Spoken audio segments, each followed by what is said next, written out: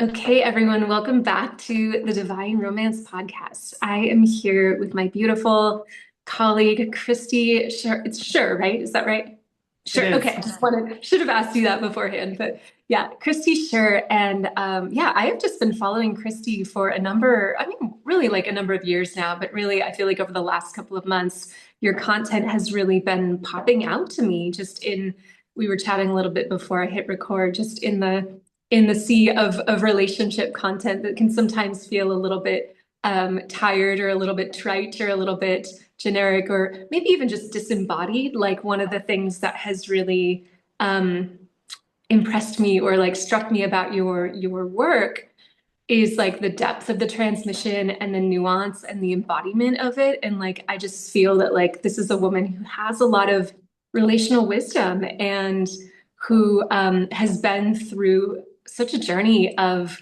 healing your marriage and coming through fully on the other side and creating this, this beautiful marriage that you have with your husband, and then sharing, of course, sharing your wisdom with other women to be able to do the same. So I am so excited to dive into like your story and um so curious of like you can just feel free to introduce yourself and just share a little bit in your words what you do, the work you do with women, and then if you could just share maybe even a little bit like your heroine's journey of coming to this place of where you're at now of creating this beautiful relationship with your husband and then teaching this work. Thank you. It is such a pleasure to be here. I've been looking forward to this conversation. Yeah. Beautiful. And yeah, where to start? I think that relationships are the hardest thing we will ever try to do well. I don't think that there is anyone who does not find relationships, if not challenging, downright confusing. Mm. And I think great relationships are entirely possible, and I don't think that they're an accident. And they are not luck. I mean, I think, a large portion of people, may have been taught by their parents, their family systems, their communities, how to have great relationships, but it may not have been conscious or intentional. Sure. And, and I think regardless of where you fall on the attachment spectrum, even people who qualify as securely attached still have things to learn about how to have a great Mm. relationship. And, I was thinking about this the other day that there's a statistic that's out there right now that is like just so profoundly concerning to me that 80% of couples who are married say that they are not happily married, Mm. Wow. which I find stunning. And I also find it a profound waste of life and life force because Mhm. I know what it's like to live inside of a dead marriage. And I know what it's like to actually create a marriage out of that same dead marriage, like the same person, to actually have a completely different experience. And what that's actually then made possible, not just in my life and not just in my husband's life, but in our life together and in our life as parents and as community members, that the amount of lost energy and emotional resource that gets siphoned out of a human being inside of an unhappy relationship is it's so profound that I really do think that if a woman could learn how to harness her own relational power, she is going to be changing the game board across her own life and across the lives of anyone who comes in contact with her, and that it's a form of power that she has to actually create in the world deep good. Amen to that. Yeah. Oh, I love that so much. So, if you care to, I'd love to hear maybe a little bit about where you were at before you created you discovered this relational power and like how you found it and what did you try before you discovered this relational power and like what was the biggest like thing that allowed you to turn things around, because I feel like I so agree with you. I mean, it is such a waste of life force. It's devastating to see. I mean, that's a really like sobering statistic, I think. Um, I'm deeply invested in marriages and the longevity of marriages, but we can't just have the longevity of marriage without the actual being able to thrive within marriage and for both parties to feel met and for both parties to feel um, like they are, living in harmony with each other and with themselves, Mhm. of course. So, yeah, what was like your biggest? Okay, so my question is like, where were you at before Mm. you discovered this relational power? What did you try? And then what was the biggest thing or what was the biggest shift that you made that allowed you to break through the other side? Yeah. And Well, of course, I like like, feel free to not share like anything you don't feel like sharing. Like, yeah. oh yeah, no, these are great. These are great questions. And this is exactly, I feel like I have I've always been a very enthusiastic person, but I do have the zeal of the converted. It seems to have like hung on. And I don't mean that in any unkind way, but like this is what I'm here for. Like at 55, I Yes. absolutely know what I was made for. And it is Gorgeous. actually that it is this work. And so I could talk about this forever.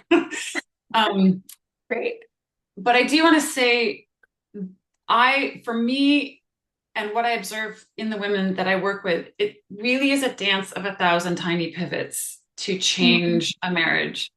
Because what we're talking about is actually we're changing our attachment blueprint, which is deeply interwoven in and embedded in our identity, so our sense of self. So, relational change, relational growth is identity work. It's personality change. And as somebody who has a very long standing, rigorous background in the 12 steps, I liken it to getting sober, which I believe that there is a strange grace to getting sober. The people like who get sober and when, like, we don't know why, but that when somebody steps into a 12-step room and has the grace of getting sober and they work the 12 steps, they will experience a personality change. And that personality change starts to alter their perception of their world and of themselves. And I think that that's also what's included when we're wanting to do relational work, when we want a happier relationship. You are not just signing on for like, oh, we're going to do some date nights. You're actually signing on for some very deep excavatory personal transformation, and you won't be the same person on the other side. And I think that that's actually the good news. Yes. So I don't want to make it sound like it was easy, but there were some significant moments along the way that really became part of my own work and part of what I help women cultivate in their own lives. But who I was before, I mean, I think, I was absolutely in love with my husband when we met. We had like the sort of traditional falling in love. We, had a courtship, which you talk about, which I think is so important, that like courtship has like, where has courtship gone? And one thing that's really, as I've studied relationship and long-term marriages and how they are healthy and how they function well, one really important piece of that is that in the early part of a relationship, you actually do have to have a falling in love experience. And the longer that falling in love experience is, oftentimes the more sort of cemented will be the positive aspects of the attachment. So you have Mhm. something later on to call back or to remember, like, oh, we actually had this deep connection with one another. And my husband and I had that. Like I knew I'd met my person and he knew he had met his person. And our life was really lovely and we got married and we got pregnant pretty quickly. And, our first child, Isaac, it was a wonderful experience and parenting is very all consuming. We had Gabriel. And then it was, within a couple of years after having Gabriel, I noticed like, oh, we're just completely not connected anymore. And I think that that's actually part of the developmental arc of a marriage is if you choose to have kids, you by nature, by definition, you have to pour your attention into kids. Like that's Yeah. like they are your primary responsibility, and it Mm. has an impact on the marriage. And I don't know anybody who doesn't really experience some sort of dip, some sort of disconnection. And I actually think that that's part of the process is we're going to have some sort of disillusionment with our partner, and that may be in the the co-parenting experience, or it could be in the disconnection that can happen just because you can't. I mean, Helen Gurley Brown said this, like she was the editor of Cosmopolitan way back in the day. She said, you can have a relationship, you can have a career, or you can have kids, but you can't do all three at once. Mm. Mm-hmm. Like, and you can't do all three. I mean, all three well. And I think that that's really true. We can pour ourselves into only so many things. And so, we became kind of disconnected. I'd say about 7 years into our marriage, it was really clear to me, like, oh, this is really not satisfying, but I didn't know why. Like, I didn't know really what was wrong. And for me at the time, my lens was, it's him. So and I had no consciousness of, the extent to which I controlled him or people or my life. I mean, I write about this very openly. I had a long standing eating disorder. So I knew that I had something going on with control, but I did not have any clue of how it actually impacted my intimacy. I now know that you cannot actually have, like, I actually had to heal completely from the eating disorder before my marriage changed. Mm. And so I spent many years sort of like in this place of like trying to evoke something from him, trying to get him to participate. We went to our first David Data workshop. I think it was called the Yoga of Sex, Mm. like 20 some odd years ago. So it was, we've been married Wow. 2 years. So like 12, like maybe 10, 12 years in, like I was trying to get something, and Uh-huh. all I knew it was that it was him. Mm. Mm-hmm. Mm-hmm. Yeah. And Yeah. and that didn't work. I mean, when like we tried to, I wrote about this the other day, like we tried to breathe together and he would just get agitated and angry and be like, I'm not doing this, and like get up and storm away. And for a long time, like that kind of behavior was like, I could be like, yeah, see, you're the one who won't participate in the marriage. I had no idea, no consciousness around how I was showing up. Mm. Um, I went into a 12-step program, a couple years, like maybe 2 or 3 years after that David Data workshop. So about, 15, 16 years ago, and really sort of had my spiritual awakening, cut my teeth spiritually in the 12-step program. Even though I'd been a yogi and I'd been studying, metaphysics since I was 14, I started to realize through working the 12 steps and writing inventories that, oh, I actually impacted people and I was doing Mm. something too. It wasn't just that life was acting on me. I was actually also acting in life. And, we tried couples therapy, and the, the first couples therapist was like, you just need to do more date nights. And that did not help. But he also had been divorced 4 times and was like, I'm on my fifth marriage and I really hope this one sticks. So Wait, the we were, couples therapist said that, or the? Yeah. Oh, wow. Okay. yeah. And we were Wow. like, after like 2 sessions, we're like, I think we know more than he does, which was not a good place. And we went again. We tried, like, maybe a year or two later, we tried again. And my chief complaint was like, I want you to want me. Like, I want you to want our relationship. I didn't know how else to say it, but that was the thing that I was asking for. And the next couples therapist would just roll her eyes at me whenever I said, I want you to want me. And I didn't even catch that. My husband was like, wow, do you remember that she used to just roll her eyes at you? And the thing that he said in that therapy was, you just have more desire than I do. And that was really true. I had I went to nursing school in my late 30s, early 40s. I had become a yoga teacher and was teaching yoga and meditation. And like I've amassed like over 1,000 hours of yoga teacher trainings in various modalities. I'm a very intense woman. Like I have a very strong drive. There's a lot that I want to experience. Yeah. And my husband is much, sort of more mellow. And so him sort of explaining our discrepancy, our emotional desire discrepancy, as you just have more desire than I do. He really believed it. And you can't argue with that. And at a certain point, probably about 10 years ago, I mean, I'd read all the books. I mean, I've read Alison Armstrong. I've read everything by David Data. I've read everything. I'd read Passionate Marriage by the late Dr. David Schnarch. I knew all of the things, and some things would kind of like slightly move the dial, but really nothing. I didn't actually even have the language. Like, what I wanted was to feel his presence. I wanted to feel connected. And so probably about 10 years ago, we moved from Maine to Tucson. And in that move, I made the decision that I was going to give our marriage 4 months. Mm.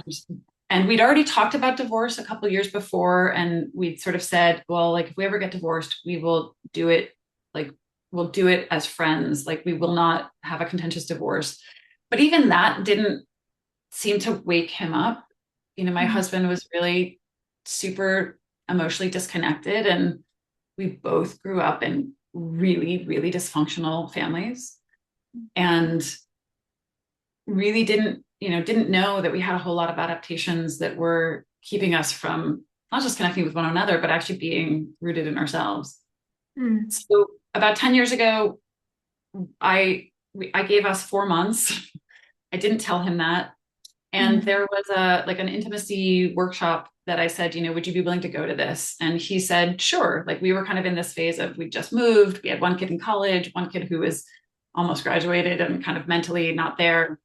And we're like, oh, we're like almost empty nesters. So we were willing to try something. And we went and we did this workshop, and there was an intimacy practice that was taught in it.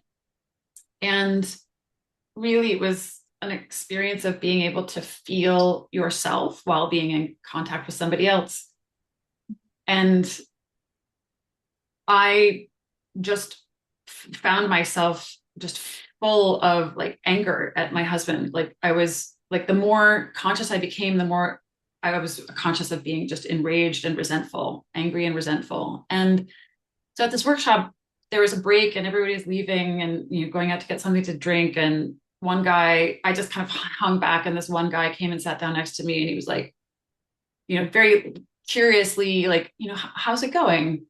And I just kind of unloaded on him, like, my husband, like, it's like, this is just so awful. And he's like, his hands shake, he can't breathe. And I was just like awfully, like basically criticizing, like I was outsourcing, I was venting all of my resentment.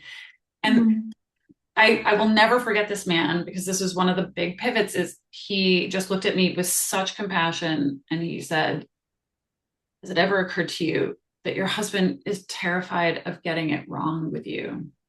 Oh. Mm. Wow. And it had not. Wow. Like, it had never occurred to me in the 10 years, the 8 years that I'd been complaining, it never occurred to me what my husband's experience might have been. Mm-hmm. And in that moment, it wasn't like a complete like 180, but in that moment, it planted the seed of, oh, wait a second, intimacy is the space between us, and we are both putting something into that space. And while I'm just paying attention to what you're putting into this space, which was his absence, his disconnection, while I'm only paying attention to that, I'm not paying any attention to what I'm putting into it, or if that's in any way shaping your willingness to move towards me. And, it took a couple of years and some more searching and a lot more of my own personal work, including recovering from the eating disorder, before I could really start to notice, what is it that's happening inside of me when I say that I am longing for his presence, or that I want to feel wanted?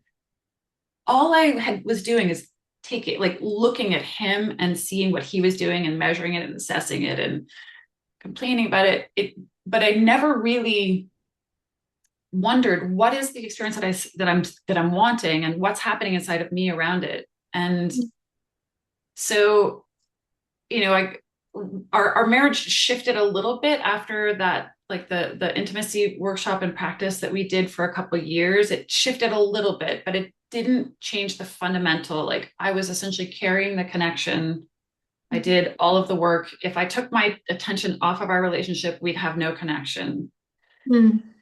And then a couple years later, I kind of got to this place of like, I'm so tired of being angry and resentful. And, every once in a while we'd have a big talk and it was still me saying, you're not doing, you're not doing, you're not doing. And so sometime about 6 years ago, I don't know what triggered it, but I was just done with how angry and resentful I seemed. And just being that woman, I started to really notice like, God, this is how I talk. This is how, like, this is what I'm putting into my life. And I decided that I didn't know how to get him to adore me. Like I wanted to be cherished and wanted. And that was a terribly vulnerable thing to even admit. I could barely even admit it to myself 6 years ago that what I really wanted to be wanted. And I was also simultaneously having this experience inside of my work. I was working as a perinatal nurse and I was starting to have this realization concurrently that the best of me would never be needed inside of my work as a perinatal nurse. That the work was satisfying. It was fascinating. I was very good. I was also a certified lactation consultant. And so I was teaching women basically how to attune to themselves so that they could attune to their babies.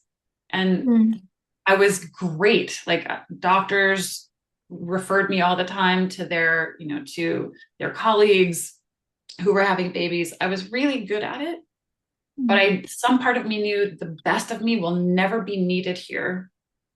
And I had this thought, like, I want work that reaches towards me the way that I'm reaching towards it. I was like, I want this everywhere in my life. I want the feeling of like my life, like that I'm reaching towards something and I want to feel it reaching back to me.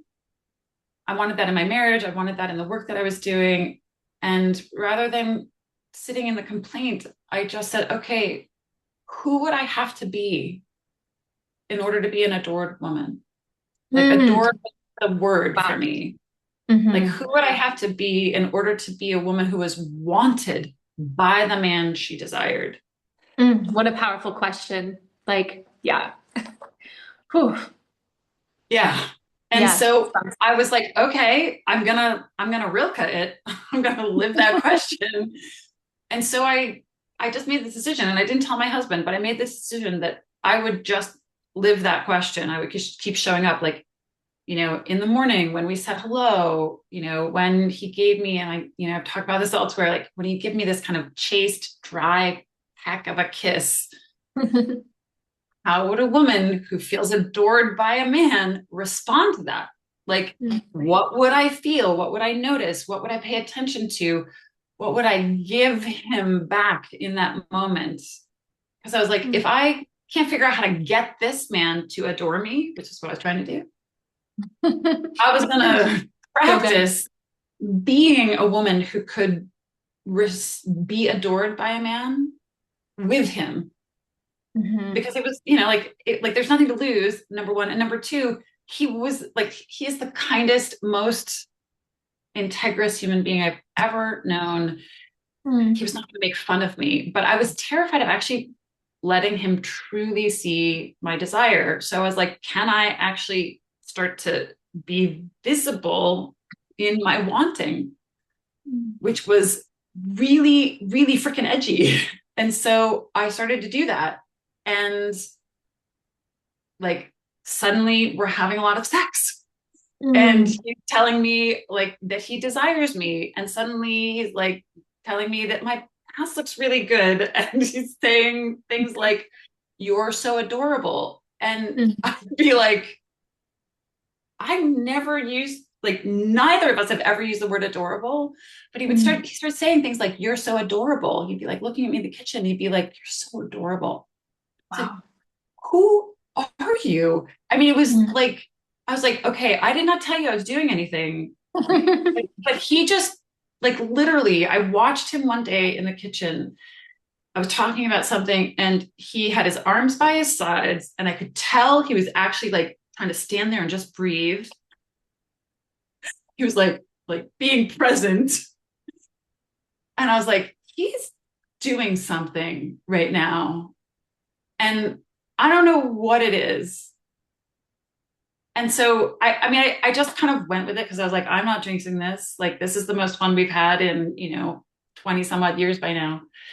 And after about a month, I sat him down and I was like, look, I hope it's okay if I swear. I have very Yeah, much, go for it. I was like, what the fuck has been going on? Like, what happened to us? And he, like, literally, it was a Saturday morning. I was folding laundry on the bed and he came in. I was like, what is going on? Like, like, you're hugging me, you're grabbing my butt, you're telling me I'm sexy. What has happened? And he, like, my husband is like, I swear he's like a secret bodhisattva because he gets things. He does not have to do the decades of personal work to get to something. He's just like, Mhm. I could feel your heart, and suddenly I could feel my own, and I realized that I wanted love. And that was it. I mean, that was really the change. And it's been 6 years and it's just been like that trajectory. And Mm. I would ask him again and again, like, well, what was going on for you? And like, because I'm so curious, I'm such a reverse engineer. I want to know, like, how do I recreate this for another woman? Because when one woman gets free, she doesn't want to keep it to herself. She wants like all women to get free with her. I think Yeah. not fun to go alone. But one of the things he said was in that month where something was changing in me, he said, I made myself a list. He's like, one day I just kind of realized that there was ways that I just wasn't showing up and loving you. So I made myself a list of the things that I knew would matter to you. And the list was grab her ass, tell her she's beautiful, like, hug her, stand still and breathe and listen to her when she's talking. Like, he literally made himself a list and then did it Mm. like check off his list every day. And I'm like, Wow. okay, whatever works. But it happened at exactly the same time, like that I made this decision to just simply figure out who would I have to be in order to be adored. And to me, that is not a coincidence that those two things Mm. happened at the Mm. same time. And this is where I think that women completely do not understand their own power to create from desire. Mm. Yes. Wow. Oh, oh, I just love hearing your story so much. It's just so inspiring because especially like really, I mean, one of the things that I notice in my work too is like women will the question of okay, when they ask that question, like your question was how do I show up as an adored woman, right? Like that, I think something to of those lines, right? Yeah, Versus who would like I have to be? who would I have to be? Yeah, right. Who would I have to be a fully adored woman, right? And that question, it's like shifting the focus completely away from him and completely onto yourself, right? So it's like shifting out of his lane and onto yours, like 100%. Like Yeah. where you have the power versus where you don't have the power. And Yeah. this is something I see in courtship too, because it's like when women stop taking their focus so much on like, okay, how is he showing up? Are there any good men out there? Are all the good ones taken? And all of these questions that are more about like the externals of how men are showing up, right? Or not showing up for them. And start asking the question, okay, how can I be the wife material woman? Like, how can I be the embodiment of that? It's like such a game changer because it's Yeah. it's it's shifting it from a place of where we have no power, we have very, very little power, into a place where we have immense power, maybe not infinite power, but immense power. And I mean, I love that, like, because I mean, one of the things that I see over and over and over again, like my husband and I see this, it's just like we as women hold the keys. Like we do hold the most of the I mean, I don't want to say this in a way that's dishonoring of men because men have their own type of power, but it's like we go first. And when we recognize that we go first as women, it's like you said, like your husband just had he felt your heart being open and his heart just responded to that. And it opened so it's almost like you were the embodiment of the heart of your relationship. Mm. And it's like the whole atmosphere, the whole tone shifted around that. Yeah, that is such a beautiful way to say it, being the embodiment of the heart of the relationship. Mm. I believe that he wants to feel you. Yeah. He wants to feel the entire spectrum of experience. Like it's a joke in our house, like that I am like actually the joke is like he said it last night. We were laying in bed and he was like, it's amazing. He's like, you can go from 0 to 60 in no time flat. And it was actually like actually very adoring thing. I was all excited about, like all revved up about something. And he's like, you've got to be in your bonnet. And he loves that because I don't hold it back. I don't judge it. I also don't spill it. Like if he were like, I'm paying attention to, like, I'm reading the room, I can hold on to myself, but I'm unself-consciously myself. And that includes my emotional experience that I allow, in particular, him. I don't do this with everyone. I do it with my husband. I let him feel because that's what he really wants. Mm. A lot of men, I don't want to say every man, because I Mhm. get added for like saying everybody, but Sure. a lot of men want to feel that, like that range of emotion, even Mm. like some of the less pleasant things, because like he actually really finds it fascinating when I'm very like angry and irritated with people and like, telling people off inside of my own kitchen, like he wants to be able to feel that full spectrum. Mm. And that is the animation that that a lot of men, it's not just that they can't access it. I think that we have a culture in which men are really not allowed to feel, but it's also Mm. not his. I'm going to say this and I might have to like contradict myself. It's also not his design. Yes. Like he's my husband is very masculine in the sense he does not want to emote all over the place, right? Like he wants to get stuff done. He's very linear, like, wants to And cut thank to the God chase. for that, right? Like, yeah. Right. Oh my God. But that my longing is the thing that he actually had to feel because it's what evoked his own. And I Mhm. think that so many women equate vulnerability with weakness, Yes. with being feelable as meaning like I'm gonna get crushed. Mm. And it does take, I mean, look, the process that I take women on and what I learned, like the whole arc of the way of the adored woman is one of really being able to hold on to yourself, because the chances were just as good that I was in a marriage with a man who could not meet me. Like, Mm. I don't know why it happened the way it did. I am incredibly lucky. I feel Mm. really fortunate, but it could have gone the other way. But your ability to fully show up in who you are and hold yourself in that, that's kind of agency, but Yes. it's truth serum. Mm. It Mhm. will it will show us who the other person is. Mm. And then Mhm. we get to make a decision about, like, is that somebody I want to be who I'm being with them? Mm. Wow. Yeah, I mean, just what you said about vulnerability too, like vulnerability in dating, the way that we see it is like this kind of vetting tool. Like, I mean, it's this when a woman is vulnerable with a man, when she expresses her heart's desires and when she expresses like the truth of her feelings and her inner state, it's and like watches how he shows up in response to that. There's so much information that you can gain about a man.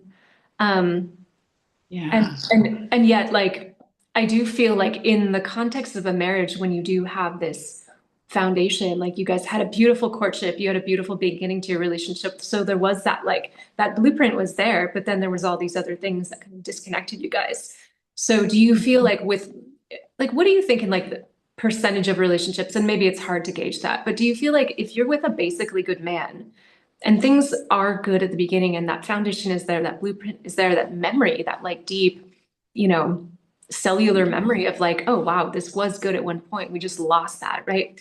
Do you feel like in most marriages that you've seen where a woman does kind of reconnect with her heart and her vulnerability and her full range and her longing, like do you feel like most men, if he's a good man, right, will kind of rise in response to that? Yeah. I mean, I've seen it. Like when I work with couples, I'll tell you, it's fascinating to me when I work with couples because the man responds to me. Mm-hmm.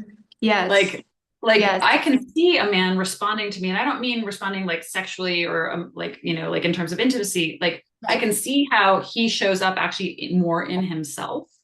Mm. And Yes. I can watch a man actually get the ways that he's out of integrity, out of himself, not showing up, and start to do that with me in the work. Mm.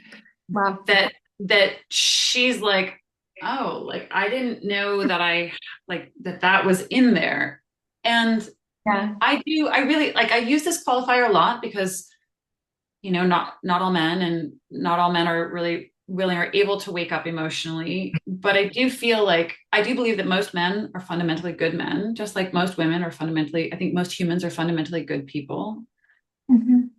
And a fundamentally good man, somebody whose values you like that you really like, you trust his values, who hasn't, integrity, who is, like you like him as a human being, that the the challenges that come up in marriage are predictable.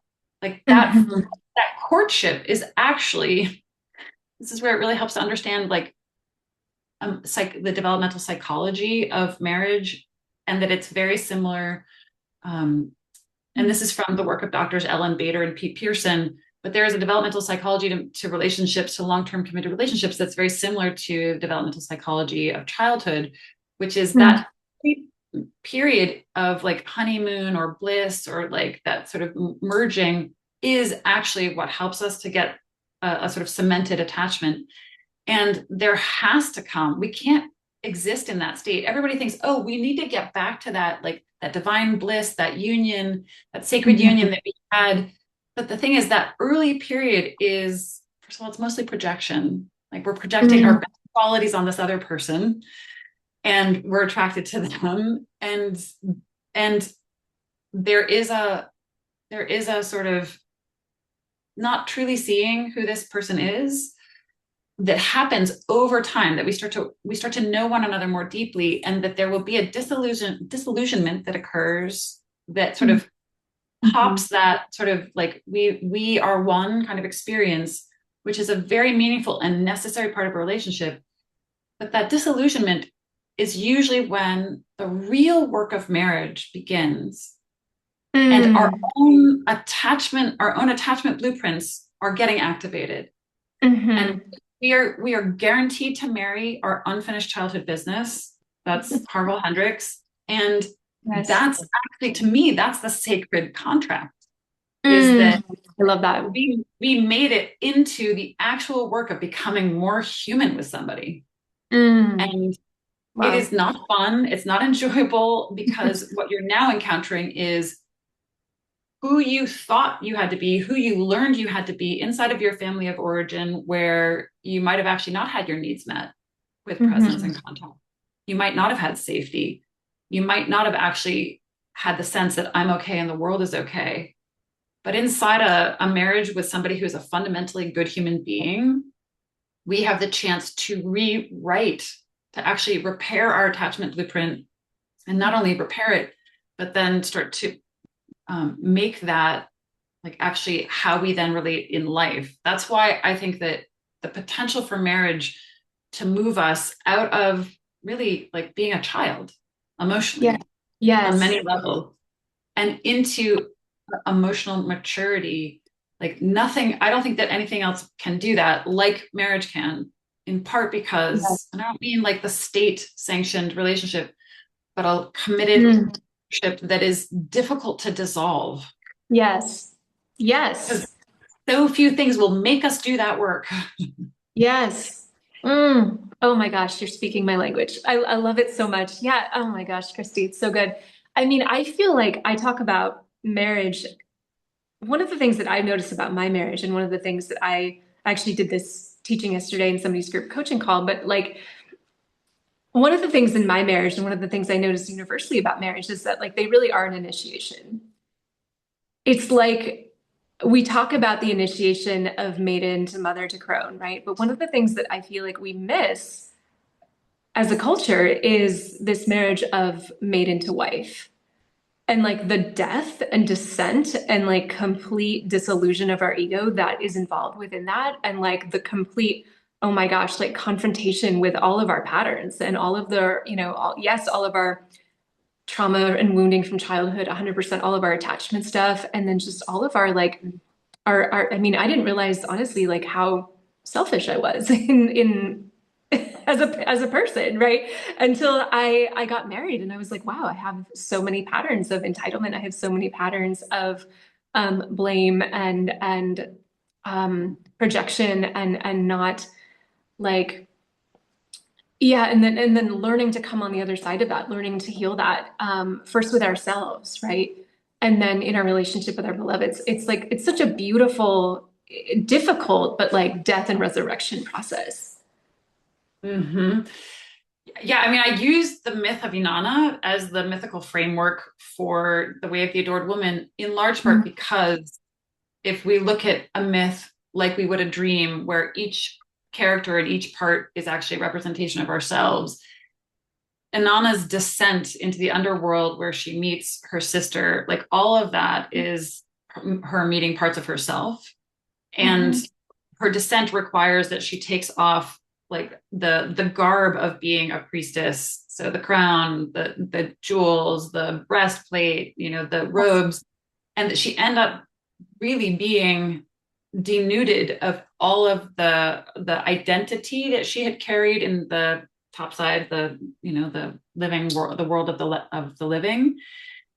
And what she meets there, her sister, Ereshkigal, is this very self-centered, self-consumed, self-pitying, she's in the depths of, grief, but she traps Inanna in the underworld and says, I'm not going to let you go. She hangs around Meat Hook and leaves her there. And part of the story is that in order to be set free, in order for Inanna to be able to come back up into her, being the queen of heaven and earth, there requires these two little beings who go and have an interaction with Inanna's sister. And the interaction that they have with her is she's grieving her lost husband. Ereshkigal is grieving her lost husband. And these two little beings start to just like mirror her. She's like, oh, like, oh, my heart. And they're saying, oh, your heart, like, oh, my liver. And they're saying, oh, your liver. And she hears them, and like, so they're mirroring her. So they're giving her empathy. Mhm. They're saying, we hear your suffering, and they're offering her compassion. So Mhm. empathy and compassion. She wakes up and she then changes her mind, and it allows Inanna to go free. And the Mhm. reason that that is important is because the descent that a woman needs in order to really make that transition from maiden and mother. So she's showing up in her marriage as either a maiden or a mother or both. So she's maidening herself with her partner or she's mothering him, to make that Mhm. transition into actually like a woman of self agency, wife, Yes. like Mm. really ascending her own throne. It requires that we relinquish all sorts of identities and actually kind of like get hung on a hook of our own Mm. making, Mhm. and release the things that we have held against ourselves, Mm. the Mhm. shame narrative, the self-shaming narrative, the self-judging narrative. And the only way that I know to work with shame is through actually self-forgiveness, which is a type of empathy and compassion. And that's what enables us to actually ascend and come back from the initiation as a different woman who, by the way, in the myth, like her husband is like shipping some like girls at the dairy because he was like, I guess he was like a cow herd or something. And she's like, yeah, now I actually have standards for you. So Mm, in the myth, she comes back and is like, this is not okay. mm, mhm, mhm, And the initiation that a woman goes through in a marriage is one of becoming more deeply herself. And when a woman can do that in connection with somebody else and is really like relinquished the things she's held against herself as a human being, the things that she has believed she has to be in order to receive love, she embodies a standard of love that someone either meets, like he either rises up and meets that, or he makes it mhm, clear that he can't. mhm, But either way, she has become greater. mhm, mhm. I think Yeah, that like that's like women won't go on the descent because they're like, well, then, like if he hasn't changed, like what's the point? Because you get to recreate your world in this. yeah, yeah. Oh, it's so good. And I feel like sometimes maybe in our world we just have this idea that pain and initiation and sacrifice and descent, all of these things are kind of not worth it. Like we just want things to be good all the time. Like we want that honeymoon experience all the time. Like that's what we're kind of sold of like what marriage is, right?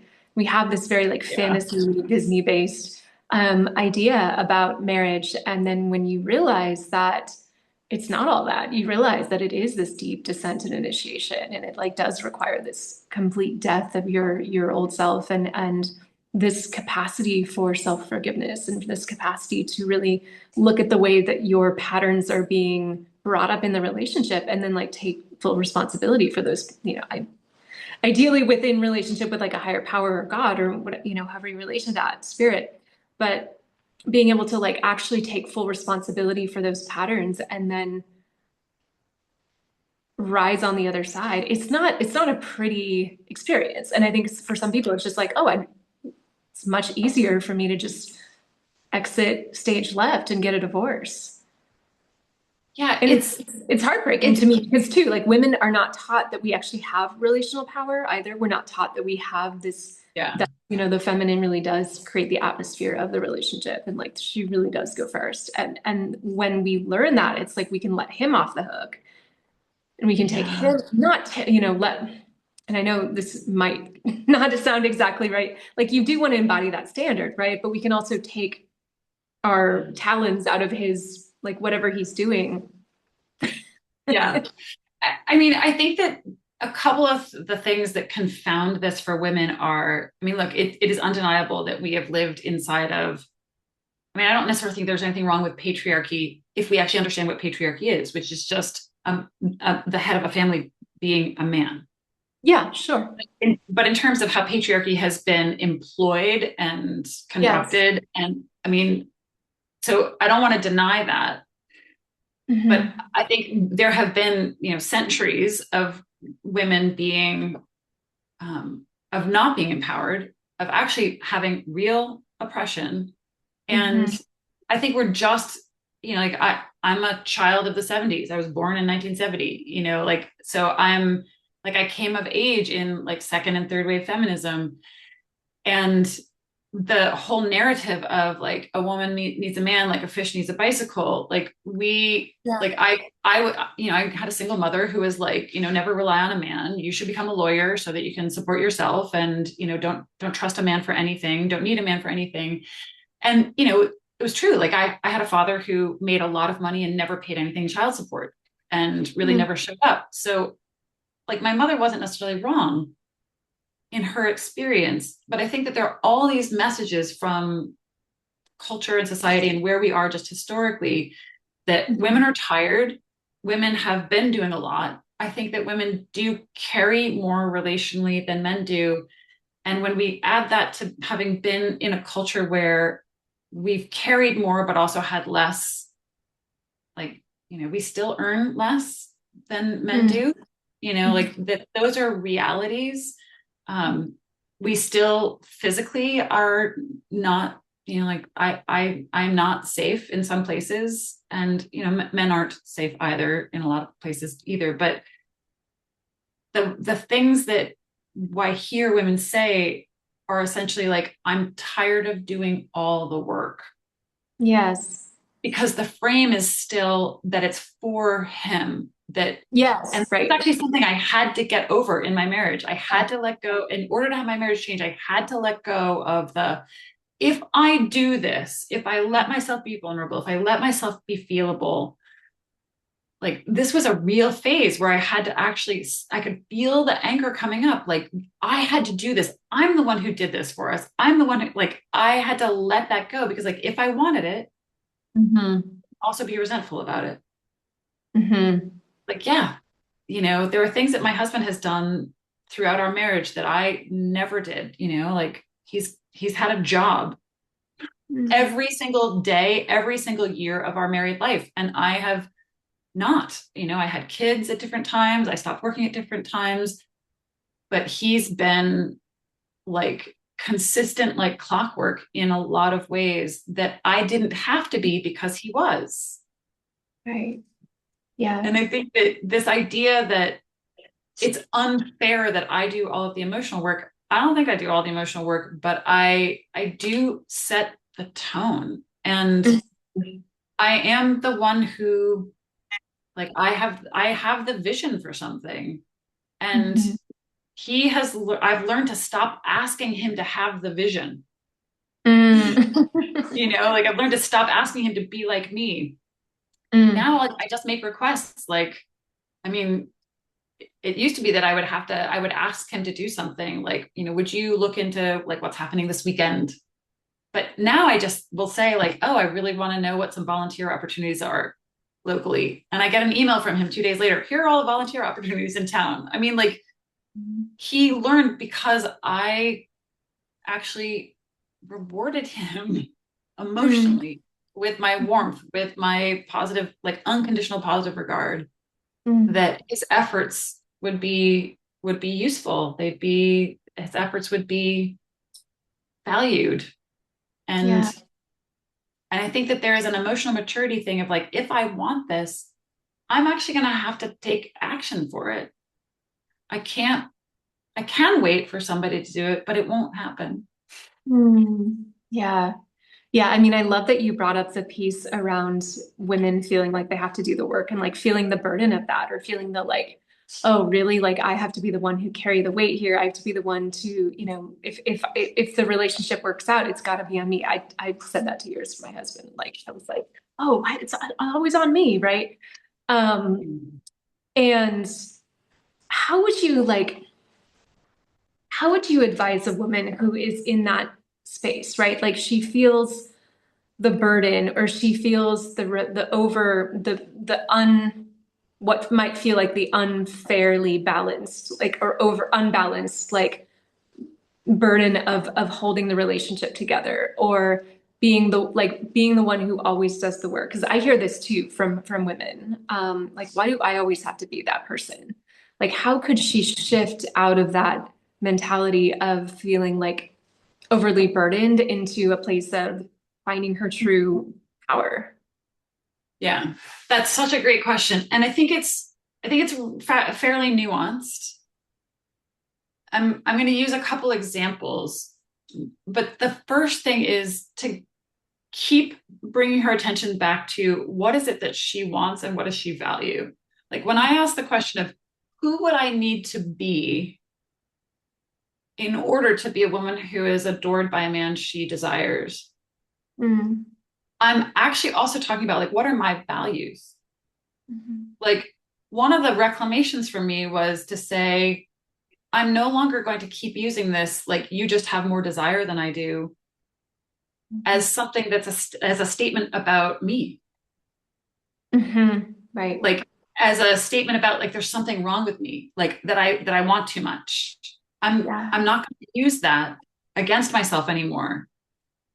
And what changed around that, just around that statement of like you just have more desire than I do, I don't want like you do, I actually realized, oh, that's his resistance. Mm. Mhm. That's his fear of wanting. Mm. That's his like training inside of his family of origin, that wanting something would get him like really sort of like cut off at the knees. Mm. That's not about me at all. Yeah. So I just decided to keep pulling my attention back into myself. So like, what do I Yeah. desire? Well, I desire work that really, I mean, this was part of the transition too, is that I left nursing and I started doing my own work. Mm. I learned to value what I really said I loved. And Mhm. I learned to value who I actually am. Like, I am a horrible employee. I do not like following people's rules. I do not suffer fools gladly. I don't like being inside of a system whose values I don't agree with just for a Mhm. paycheck. And so it was actually like a movement of self integrity to start saying, well, who am I really? And am I actually being that in my Mm. life? So when she's saying, like, I have to do all the work, one of the things that I do is I keep drawing her attention back to her own, like, what is it that she's actually wanting? What can she create right here, right now? And almost always when I work, especially one-on-one with women, and they're saying this sort of thing, we'll kind of dive deep into a particular interaction or moment where she would say, well, I don't want to have to do his work here. And 100% of the time, Mm. she's not actually owning her actual feelings. She's not self-holding, so she's not self-containing. She's not responding to her feelings as an indication of a need. So Mm. feelings and emotions are information that tell us whether there's a need or a threat. She's Mm. not actually responsive to herself. Mhm. She's actually outsourcing far more to him than she thinks. And she is getting pulled into and dysregulated by his nervous system, his inability to be self regulated. And that when she starts to actually see that she's getting pulled into him and she starts to learn how to stay inside of herself, she realizes, oh, I'm not doing this work for him at all. Yeah. Yeah. I wasn't actually even doing my own work. Yeah. and Mhm. and that's what changes, is that she actually starts to become an emotional adult who's responsive. So she's practicing self-attunement. Attunement is loving responsive presence. She's not Mhm. actually fully present with herself, Mm. but she starts to practice self-attunement, being responsive to herself. That's where we start to reclaim and actually start to understand what is it to have relational power. And that's that I don't get pulled into somebody else's state, that Mm. I can vulnerably express myself. So that means I can define who I am, what I believe in, what I want, what I feel, what I need, what I wish for. I can vulnerably express myself in front of somebody and hold on to myself, whether they move towards me or not, and not Mhm. make that personal about them or about me. And that when I can do that, what that starts to do, if we think about like, I'm vulnerably expressing myself here and you're over here, and I don't know if you're going to move toward me when I vulnerably express myself about a wish, a desire, or if you're going to stay over here. But if I can hold myself in that tension, what I start to do is create like a clarity, an opening. I actually make the space between us open as opposed to filled with all of my own fears and projections and judgments and criticisms. Mm. I And love that. whether someone moves towards you or not actually starts to matter a lot less, because Mm. you're actually so firmly rooted in who you are. And the Mhm. paradox is, if you're in a marriage with a good, like a fundamentally good man, is that space is now clear and he's going to move towards you in some way. Mm. I just love that description. Yeah, that's so beautiful. Do you feel like one of the shadows of maybe like the feminine embodiment space or even the polarity space or the whatever you want to call it, like, is this underlying hidden agenda that women have of like, okay, I'll do the work in order to get him to change, or I'll do the work. And of course, maybe that's just your original intention, right? Like, and we all come to the work from different places. So yeah, that may be like your the place that you're coming from. But like, do you feel like that is something that gets in women's way because there's like this hidden Mm-hmm. agenda, or this like, okay, if I do this thing, then I can get something from him. Or if I do this thing, then I'll be able to extract love from him, or the love, or whatever the cherishing that I desire from him. And um, to me, it seems at least like you can't really be fully vulnerable, or you can't really fully be, um, yeah, you can't like fully express your innermost dimension, like realms as a woman, when there is this agenda, when there is this like hidden, oh, if I do this, then I'll get something.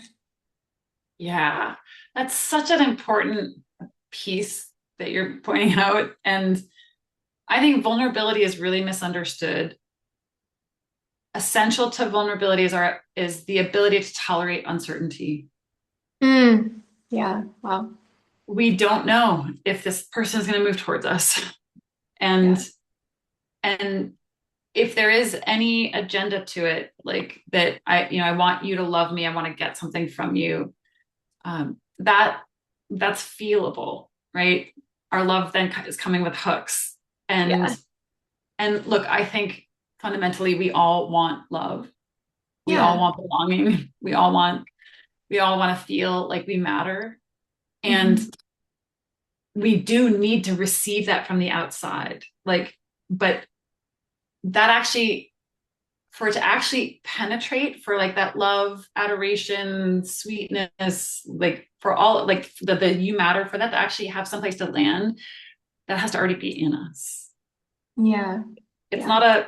not a like I have to love myself and therefore, so that somebody can love me, but it has to be in us enough. It doesn't have to be perfect, but in us enough that when someone moves towards us, we can feel it and identify it, like, oh, that's love coming to me, and that we can receive it. But we actually, it's additive. Like someone else's love, like my decision was, I'm going to radically love myself. Like I'm going to love myself to my very edges and beyond all reason. And if this man moves towards me, like the thing that was like unbelievable to me was like, oh, this doesn't actually even matter that much because I'm loving myself. And it wasn't perfect, right? Like I'm still growing, but like I still had body image stuff. But like as our marriage was like going through this renaissance, I was like, oh, yeah, I loved myself enough that I could actually now tolerate a man loving me. Wow. Because talk Ooh, about that's feeling good. naked. Like Yeah. you say you want a present man, Yeah. you need to tolerate him being present because you're going to feel like all of your fears and imperfections are going to be like Mm, really loud. so well said. Yeah. Oof. And sometimes maybe we feel that resentment or that projection out or that like pointing of the finger at him is a way um to not have to feel the vulnerability of like being penetrated by someone's love. Yeah, I think wanting love is one of the most vulnerable things. And Mm, and and yeah. wanting to give love is as vulnerable. Like the biggest revelation for me, which was not expected and it was not on my radar, and God, I did not think it would matter to me, but was realizing that my love was good. Mm, mhm. Mm, Like wow. that I had love that was valuable. Mm, mhm. Like that more than anything impacted my self-esteem. And I mean, I would say, my self-esteem was not great all the way through my 40s. And Mm, that revelation of like, oh, I actually am good at this. I'm good yeah. at loving someone. It's Wow. it's actually what gave me the courage to do the work that I do, which is Mm, basically having relationships with women and loving them into the place that they love themselves. mm. That's so beautiful. Wow. Do you feel like couples counseling and working, and I know it depends on couples or the couple, but do you feel like couples counseling can be counterproductive sometimes? Like working together as a couple versus working Mm. a woman alone? Hmm. Because what I've noticed is that like sometimes when you try and bring both parties in, it can just murk up the dynamic even more versus like a woman standing in her sovereign power and like the influence of that and the atmosphere that that creates. And the power of that, like the just the sheer power of that. Like I'm wondering if that the need to kind of always do the work together or always be like, oh, we both have to be working on it together, or we both have to be um, working on the relationship in order to make it work. I'm wondering if that can be counterproductive. Mm. That is a great question. And I think you're naming something that I've heard. Like there's a sort of little subtext of we both need to be working on the relationship for it to be working. And man, I so wanted him to be working as hard on the relationship. I mean, look, it's even sometimes I even catch myself still like having the thought of like, I'm the one who does Yeah, right. it dies Yeah. hard, right? But I don't think that you both always need to be working on the relationship for it to work. I do know that like relationships are systems. And so if we understand that a relationship is a system and I am a part of a system, then I'm constantly like I'm impacting the field in which the relationship itself is unfolding. I think that couples therapy or coaching can be so helpful and I know like the research is that it takes at least 3 tries with 3 different people, different therapists or coaches to find a good fit. So, Mm. like, people might try couples coaching or therapy and be like, this didn't really work. But I think for couples work to actually be effective, the person needs to have a systems approach. So, like, Terry Real's work is a great example of this. And I also really like Dr. Ellen Bader and her husband, Dr. Pete Pearson of the Couples Institute, because they're Mm. looking at relationships as systems in which both people are being impacted by one another and have the potential to grow themselves, and that can help grow the relationship. So in the right context, like I have a former client that I worked with one-on-one, and she ended up going on to doing couples work with her husband, and it's now really effective, but it wasn't effective before we worked one-on-one. And I've had some clients that I've started with as a couple, and like it really kind of hit like there was a limiting factor in one or both of them inside the work together, but working with one person has ended up sort of moving things forward more. Mhm. But I think the notion though that you're pointing to that's really important is that, how does a relationship change? I fundamentally believe that we are participants in every relationship. We are the common denominator in every relationship. And if I'm doing my own work and I'm truly embodying it, my life and the relational fields that I'm part of can't not change, provided Mm. that, provided that I'm holding certain standards, like since changing my marriage, I have actually ended a lot of relationships Mm. because I realize if I'm going to be the same person everywhere in my life, it includes in this relationship that is Mhm. actually not working for me. So I started, you know, establishing boundaries and really backing them up, holding the boundary myself and holding the standards myself. And it became evident, oh, this relationship it's not going to survive. Mhm. So I think that a lot more can happen without a man's participation than we think. Mhm.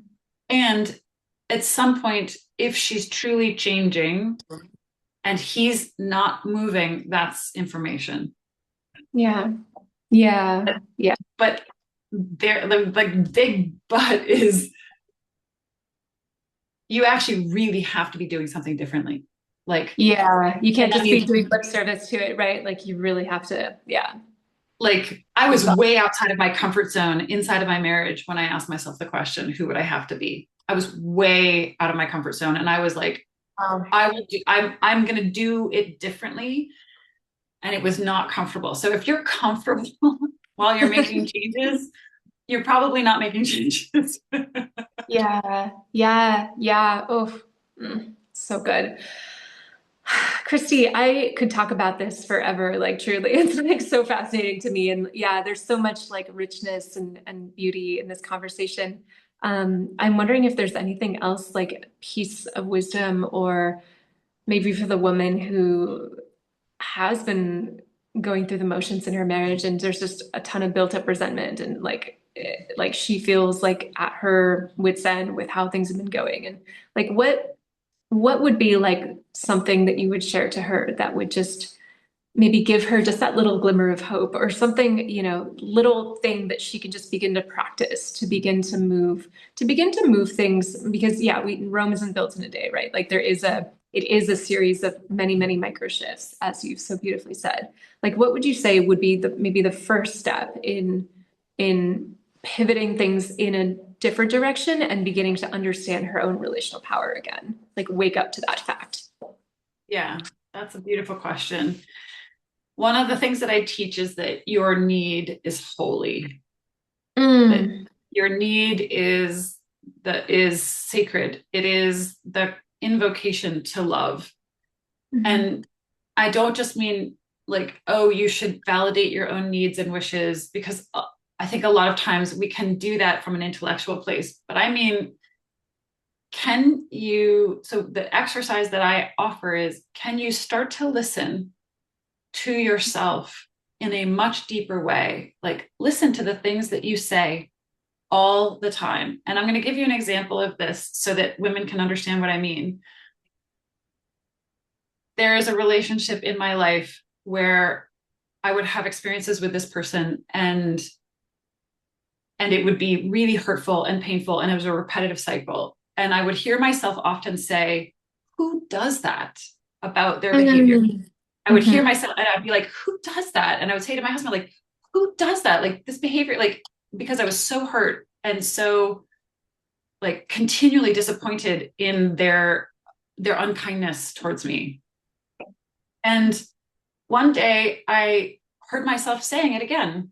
Who does that? And I could hear like, huh, there's something that's a little bit powerless right here. Like I'm just saying who does that, but if I listened deeply to that statement, who does that? Like really listen a couple layers deeper, what I'm actually saying is that behavior is not my relational value. Mm. Who Mhm. does that is actually me saying to myself, these are my relational standards. These are my values. I wouldn't do that. And then when I start to listen more deeply to what I actually needed, like what do I require to be in a relationship with somebody? What do I say? This is what I would do. This is who I want to be. These are the things that I would never do to somebody. And I started actually paying attention to that as my standard. I'm actually listening to me talk about my own standard inside my head. That's when I actually started to have the courage to set very strict boundaries with this person and Mm. ultimately not include them in my life anymore. So when I say your need is holy and to start to listen to yourself more deeply, I'm actually saying, like, don't just listen to the thing you keep saying and take it on surface level. Like, listen deeply to what it is that you keep saying matters to you. And if you really value it, how would you embody it? How would you live that in this moment? That will help a woman who's stuck get out of a repetitive pattern, because it helped me actually leave a relationship that was not changing for decades. Mm. Mhm. Mhm. Yeah. Wow. Beautiful. Awesome. Well, thank you so much. I would love to hear if you would care to share a little bit about your mastermind or a little bit, yeah, just a little bit more about your work or like if there's anything that you would love to share to the women listening to this. Yeah. So February 17th, I am opening up the second iteration of the Way of the Adored Woman. I ran it last year as a 3-month program, and across the board, all of the women agreed this was not nowhere near enough time. So I've recreated the Way of the Adored Woman as a year-long relational immersion, and it is for the woman who wants to have a long-term committed relationship. She doesn't have to be in a relationship, but she longs for her long-term love to feel erotic and alive and vibrant and really meet her. She's done feeling like she can sustain herself inside of a polite and lonely relationship. And she's done abandoning herself in love. And the work is really focused on what I consider the 3 fluencies of self-coherence. So the ability to know who we are and to fully embody that, and to do deep self-forgiveness so that we truly love ourselves from a place of self-rooted self-reverence, the emotional capacity to stay inside of ourselves and not get pulled into somebody else, and the relational capacity to express ourselves in a way that I kind of think of like throwing a ball in a way that somebody could catch it and send it back if they're capable of that. And that Yes. I spend a year working on the three fluencies, and ultimately it's about relational power and emotional freedom and the ability to be met by love. And I have a couple spots open. It will Yes. be about 30 women, and I'm having conversations with women now. And I'm super Yes. excited. Women who've come in are just knocking my socks off. Oh, gorgeous. I'm so excited for that. Sounds like such a beautiful journey. Yeah, this has really been my life's work. And so it's like a deep pleasure and honor to be able to share this with these women. Yeah, your work feels like an opus. It really does. Like there's it's like there's it feels very, very rich. So yeah. Oh, well, I feel so grateful for this conversation. And I feel like, yeah, I just like the amount of wisdom I just feel like I soaked up from everything that you shared and all of the journey that you've been on and just being able to like, it feels like such a gift to just be able to receive that. So yeah, I just want to thank you for that. Thank you. It's been really sweet. I feel really honored by your deep listening and your open presence. Thank you. Awesome. Yeah, thank you. All right, everyone. So check out Kristy. Kristy, do you have a website or is like what's the best way to find you? Best way to find me is on social media. You Okay. can find me Kristy Scher on Facebook, and I think it's Kristy.Scher on Instagram. Okay, beautiful. All right, ladies, go check out Kristy's social media. And yeah, thank you so much, everyone, for tuning in. And I cannot wait to, yeah, hear a little bit more feedback from this conversation because I'm sure it's going to impact people in a good way. So, all right. Let me just